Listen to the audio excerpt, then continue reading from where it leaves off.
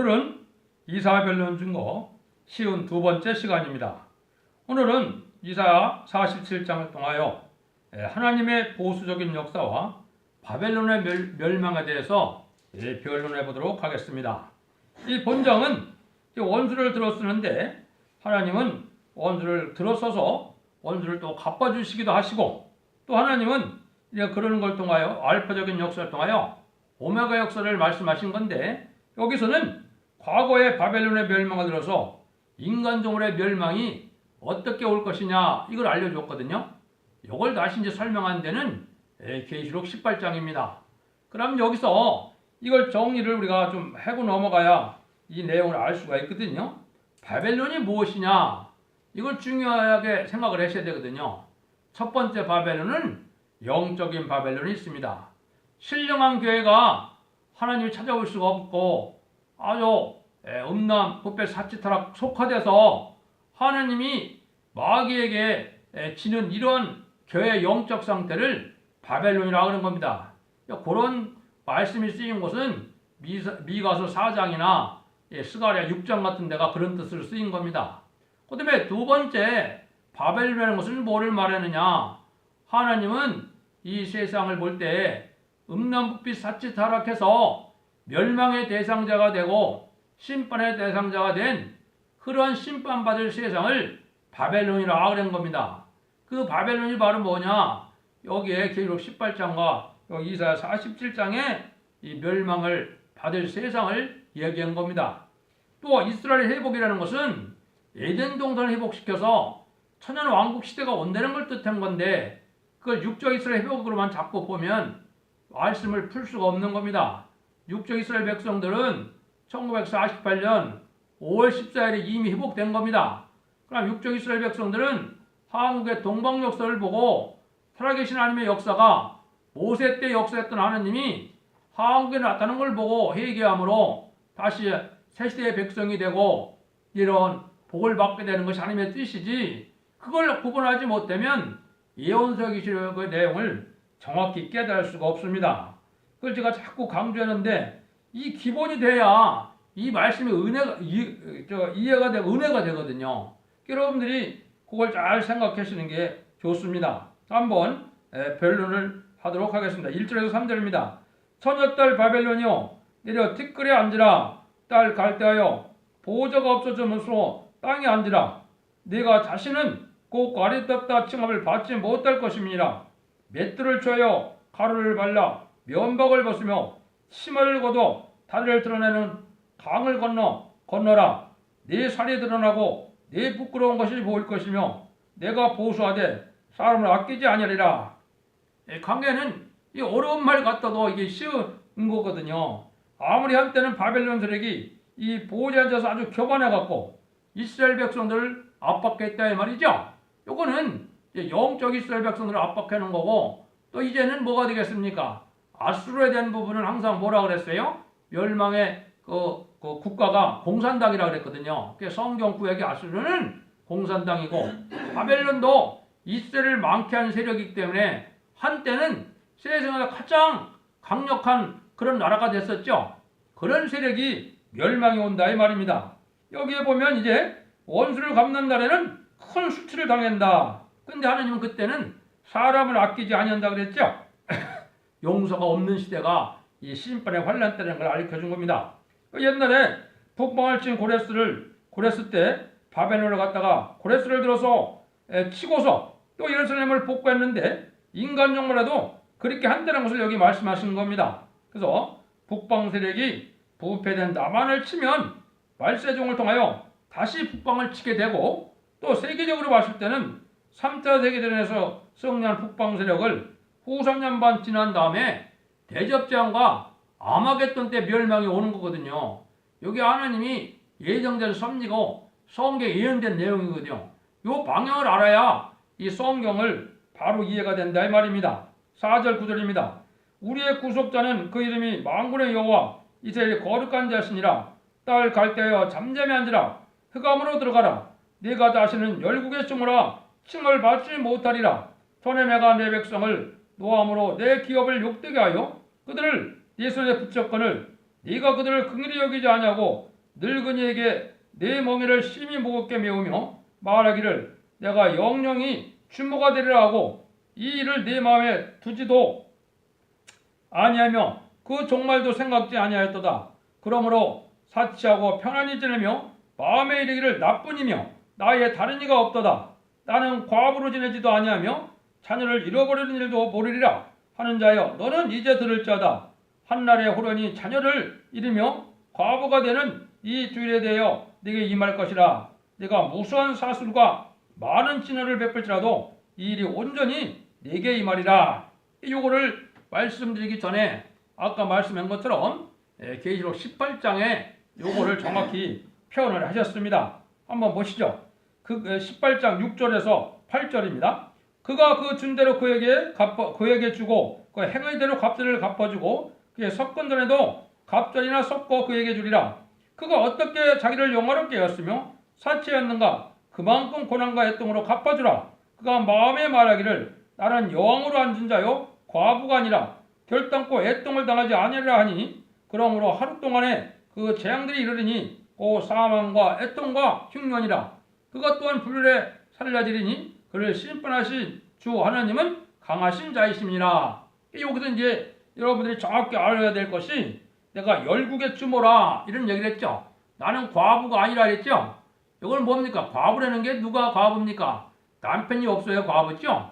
그럼 이 바벨론의 남편은 지금 누구를 남편으로 삼는 겁니까? 공산당을 좋아한다 이 말입니다. 무신령 공산당을 좋아하는 사람 아주 열국의 주모라 그랬죠. 세상을 자주할 만한 그런 세력이라는 거죠. 하늘 높은지 모르고 하나님 무서워할지 모르는 이러한 바벨론 세상이 바로 그런 세상입니다. 여기에는 제가 두 가지 음녀가 있다 그랬죠. 정치적인 음녀와 종교적인 음녀가 있는 겁니다. 이 두 가지가 다 똑같습니다. 특징은 공산당을 좋아하고 무신을 좋아하고 음란부패하고 사치 타락한 이런 무리들이거든요. 이게 멸망의 대상이 되는데 이때 이 사람들을 할 때는 하나님이 용서치 않아야 하는데 하나님이 왜 그렇습니까? 하나님이 천지의 대주자 되니까 가장 강하신 분이거든요. 세상적으로 볼 때는 공산당 세력이나 세상 정치 세력이 영원히 멸망하지 않을 것처럼 지금 활동을 하는데 그게 그렇지 않다는 겁니다. 어느 날 갑자기 멸망이 오면 이제 다 멸망해서 열국의 추모가 되지 못하게 한다 이 말이죠. 세상을 좌지우지하는 그때가 한때라 이 말입니다. 그게 이제 후 3년반이 앞으로 되겠습니다. 후 3년 때까지는 악의 세력이 존재할 수 있지만 대접장과 아마겟돈 때는 완전히 멸망하는 겁니다. 이걸 다시 변론해 보도록 하겠습니다.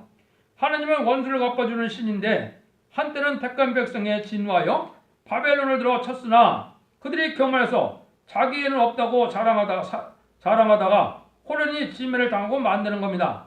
지금 공산당이나 바벨 같은 세력이 무슨 일을 했습니까? 세상을 다 정복하고 전 세계 사람들을 공산화시키고 기독교를 말살하고 할 때 아주 교만해졌다 이 말입니다. 자기들이 해도 어느 신도 자기들을 제어하지도 않고 어느 신도 방해를 못 받고 자기들은 쉽게 다 세상을 정복하니까 자기 세상인 것 같거든요. 물질이 발달하고 과학이 발달하니까 온 세상이 자기 세상 같은데 이게 잠시 잠깐이라 이 말입니다. 여러분들 이걸 정확히 아셔야 돼요. 바벨 들어서 예루살렘을 칠 때 예루살렘 사람이 참 선지의 말을 듣지 않고 거짓 선지를 따라갔는데 그때 바벨론이 망하고 이스라엘이 복구된 것은 도저히 믿을 수 없는 일이다 이 말이죠. 요 일이 바로 뭐냐? 앞으로 공산당 망하고 새 시대 온다는 말을 믿지 못하는 소리고 세상 사람들은 믿진 소리라 그럽니다. 이거를 또 기독교도 또 그렇게 생각을 하고 있거든요. 이게 잘못된 거거든요. 하나님의 뜻은 그게 아닙니다. 이 세력이 망하고 천년왕국 시대인 에덴동이 회복된다 이 말입니다. 그런 날이 올 거를 믿어야 믿음이거든요. 열국의 패권을 한때는 누렸지만은 주모라 칭하며 신령 예수를 필요치 않으니 과부가 아니라 우리는 자나깨나 주님만을 생각하고 신령 예수를 생각하는데 요 멸망의 세력들은 주님은 전혀 생각도 안 하고 자기의 신랑은 누구로 여긴다는 겁니까? 이 무신령 공산당 마귀 세력을 이게 신령으로 여긴다 이 말입니다. 이렇게 하면 참 쉽죠 이 내용이요. 이걸 알으면 그런 내용이에요. 근데 하루아침에 망하게 된다 이 말이거든요. 그래서 이거를 우리가 잘 생각해야 된다 이 말입니다. 그래서 아까도 말씀드린 것처럼 공산당 이런 정권과 음료 정권과 음료 교권이 이제 여기에 해당이 되겠습니다. 그래서 멸망의 바벨론이 된 세상이 된 건데 지금 우리나라 보면 그렇지 않습니까? 거짓말을 밥 먹듯이 하고 음란하고 부패하고 사치하고 타락하고 뭐 다 그렇지 않습니까? 이게 바벨론이다 이 말입니다. 그래서 이런 자들이 잠시 잠깐 오면 망한다 이 말입니다. 47장 10절입니다. 내가 내 악을 의지하고 스스로 이르기를 나를 보는 자가 없다 하나니 네 지혜와 지식이 너를 유혹하였습니다. 네 마음의 이르기를 나뿐이라 나의 다른 이가 없다 하였으므로 이 아주 교만한 세력이거든요. 세상적으로도 지식이 많은 자들은 또 좀 교만하거든요. 근데 그 세상 지식이라는 것이 심판 때는 아무 소용이 없다 이 말입니다. 자기를 미혹하는 일밖에 할 일이 없다 이 말이거든요. 그걸 여러분들이 또 분별하셔야 돼요. 인간들은 잠깐의 일을 생각하는 지혜와 지식을 가지고 영원 존재하신 하나님의 섭리를 부인한다는 것은 서로 자기와 자기 지혜와 지식에 유혹되는 일입니다. 환란에 빠져 죽은 사람들이 모두 자기 지혜와 지식으로 사는 사람들입니다. 사람이 돈이 많아도 돈을 바로 쓰는 사람이 적고 지식이 많아도 지식을 바로 사용하는 사람이 적은 세상입니다. 종말에 돈에 끌리고 지식에 끌리고 지혜와 명예에 끌리다 죽게 된다는 것입니다. 현 좌파 용공 협상 지주자들을 하는 짓을 보면 바로 이게 마귀의 짓이 그런 식으로 지금 멸망에 앞두고 자기 무덤을 파는 행동을 지금 많이 하고 있거든요. 그렇죠? 이것이 음료 정권과 음료 교권이 지금 그런 삶을 살고 있는 겁니다. 그래서 스스로 속는 생활이고 자기들의 세력이 영원할 것처럼 날뛰고 있는데 이렇게 잠시 잠깐 오면 멸망한다 이 말입니다. 메뚜기도 한때를 하고 메뚜기도 잠깐 날뛰다가 찬바람 보면 싹 없어지죠. 요게 지금 망할 세상이 된 현재 한국의 모습이 그렇습니다. 47절 7장 11절입니다. 재앙이 내게 임하리라. 그러나 내가 그 근본을 알지 못할 것이며 손해가 내가 이르리라. 그러니 이를 물리칠 능이 없을 것이며 파멸이 호련히 내게 임하리라. 그러니 네가 해르지 못할 것이라. 알지 못하고 다 죽는다 이 말이죠. 이게 하룻밤에 죽게 될 것을 알지 못하고 날뛴다 이 말이거든요. 하나님께서 원수를 이제 갚되 호련히 행하심으로 인간들은 내일의 멸망을 모르는 소리라 이 말입니다. 인간의 지혜식으로는 재앙을 피할 수도 없고 멸망을 보려다가 호련히 죽고 마는 것입니다.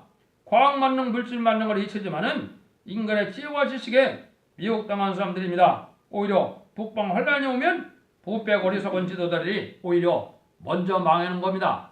지금 자기들의 영원한 권세를 받은 것처럼 생각하는데 사실은 먼저 죽을 인간들이 되는 겁니다. 여러분들 이거를 잘 분별하시는 것이 요즘의 지혜가 되는 겁니다. 12절 13절입니다. 이제 너는 젊어서부터 힘쓰는 진언과 많은 사술을 가지고 사서 시험하여 보라. 혹시 유익을 얻을 수 있을는지 혹시 원수를 이길 수 있을는지 내가 많은 무락을 해내 피곤케 되었도다.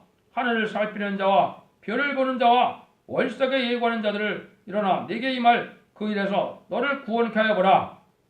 요거는 말은 뭡니까? 인간의 지식은 잠깐의 유익을 줄 수는 있죠. 여기 많은 사술과 진언이라 했죠. 이건 뭐예요? 이게 우상을 섬기는 자들을 뜻했거든요. 미래가 불안하니까 이 우상으로 점을 쳐보기도 하고 별짓도 하죠. 이게 소용없다는 겁니다. 또 세상 지식이라는 게 뭐예요?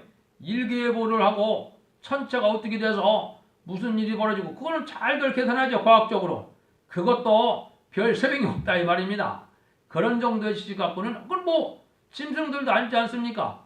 아이고 지진할 때 되면 짐승이 먼지 알고 피하고 막 그러지 않습니까? 인간의 지식도 그러한 지식밖에 안 된다 이 말입니다. 그래서 그러한 자들은 이제 멸망이 오는데 이제 교회도 그렇죠. 교회도 이게 학설만을 갖고 따지고 이 성경을 순종해서 하나님의 지혜를 받아서 순종해야 그 은혜를 받았는데 그거는 알지 못하고 신학적이고 문학적이고 철학적이고 지식적으로 하다가 그게 다 소용없는 지식이 된다 이 말입니다. 여기도 본래 짐승도 다 아는 건데 일교예보 정지식고 그러한 그 예보만 가지고는 안 되고 무슨 예보를 해야 됩니까? 시대적으로 예언이 성취되므로 시대적인 예보를 알아야죠. 아, 이 시대가 성경들이 이렇게 됐으니까 앞으로 성경대로 망한다. 요걸 아는 것이 하느님의 받은 지혜의 지식이지. 이게 뭐 우주가 어떻고 이게 뭐 일기예보가 어떻고 그것만 가지고는 살 길이 안 열린다 이 말입니다. 지금 현재 그런 세상이 됐죠. 그럼 보시죠. 14절. 보라 그들은 조개같이 불에 따르니 그 불꽃의 색에서 스스로 구원치 못할 것이라. 이 불은 더욱 깰 숯불이 아니오 그 앞에 앉을 만한 불도 아니니라. 여기 그래놨죠. 하느님이 앞으로 원자탄이 터질지 지금 무기가 발달했으니까 지금 그렇죠. 인간이 견딜만 한 그런 불이 아니라는 겁니다. 이게 궁극적으로는 이제 원자탄 수습폭탄을 얘기하시는 겁니다. 이거는 물론 이제 아마겟돈 대접전 때 쓰임을 받겠지만은 앞으로 이러한 세력들이 아주 초계같이 다 불에 사는다. 견딜 만한 것이 아니라는 겁니다. 그래서 이거를 이제 이사 33장에는 어떻게 표현을 하셨느냐. 이사 3절 11절 12절에는 너희가 결을 잉태고 집을 해산할 것이며 너희 호흡은 불이 되며 너희를 삼킬 것이며 민족들은 불에 굽는 햇불 같겠고 배에서 불에 사르는 가시나무 같으리로다. 이렇게 예언을 했거든요. 쓸데없는 짓만 많이 하다가 결국은 불에 사라지는 가시나무 같은 존재가 된다 이 말입니다. 이게 세상에 망할 세력을 이렇게 표현하신 겁니다. 여러분들은 어디에 속하시렵니까? 온유하고 겸손해서 진리 앞에 순종함으로 깨끗하고 정직한 삶을 살아서 거룩한 삶을 유지하다가 하늘의 복을 받고 복을 받으시겠습니까? 세상에 날뛰는 세력에 속해서 같이 멸망을 당하실렵니까? 여러분들은 그런 기로에 지금 선 때가 지금 이때입니다. 여러분들이 이 경고의 말씀을 잘 듣는 때가 필요합니다. 15절입니다. 너희 글 받은 것들이 네게 이같이 되리니 너 어려서부터 너와 함께 미혹하던 자들이 각각 소양대로 유리하고 너를 구원할 자 없으리라. 지금은 인간 물질 중심의 세계이기 때문에 누가 큰소리를 칩니까? 수출 많이 하고 무역 많이 하는 데서 큰소리 치죠? 근데 그게 멸망할 때는 별 도움이 안 된다 이 말입니다. 돈이 아무리 많아도 은금이 아무리 많아도 멸망할 때가 되면 다 허사가 되고 만다 이 말입니다. 지금은 수출을 많이 해야 뭐 훈장도 받고 뭐 탑도 받고 별거 다 하죠. 그렇지만은 이제 이게 멸망이 올 때는 그게 다 소용이 없다 이 말입니다. 그래서 옛날 바벨론을 망하고 이제 예루살렘을 복귀한 것처럼 정말도 세상 망하고 새 시대가 오는데 이런 세력들은 갈 수가 없다는 겁니다. 그래서 하나님의 말씀에 순종하여 살 길이 열리는데 자기 지식과 자기 계획대로만 살아가는 자들은 망하고 만다 이 말입니다. 이게 하나님이 이 시대에 주는 경고입니다. 특별히 화왕본 선지국가니까 이 매도 먼저 맞고 심판도 먼저 왔거든요. 여러분들은 이런 아주 급한 세상에 우리가 살고 있다는 걸 생각하셔야 됩니다. 결론만 말씀드리고 마치도록 하겠습니다. 하나님께서 원수를 갚는 보수의 날에는 불의한 자는 도저히 피할 수 없다는 것을 가리키는 겁니다. 그래서 하나님 앞에 불의한 자가 되어갖고는 살 수 없다 이 말입니다. 주님을 의지하지 않고 주님에서 의인이 되고 또 우리가 옳은 성대상을 해서 우리가 세마포를 준비해서 이 구원의 날에 복받아야 되는데 심판과 환란의 날에 같이 멸망할 세력들은 이렇게 하루아침에 영원한 것 같아도 멸망하고 만나는 것을 우리에게 교훈을 주신 겁니다. 여러분들도 진리를 잘 분별하셔서 거기에 순종함으로 이 남는 복을 받으시기를 예수님의 이름으로 간절히 축원드립니다. 감사합니다.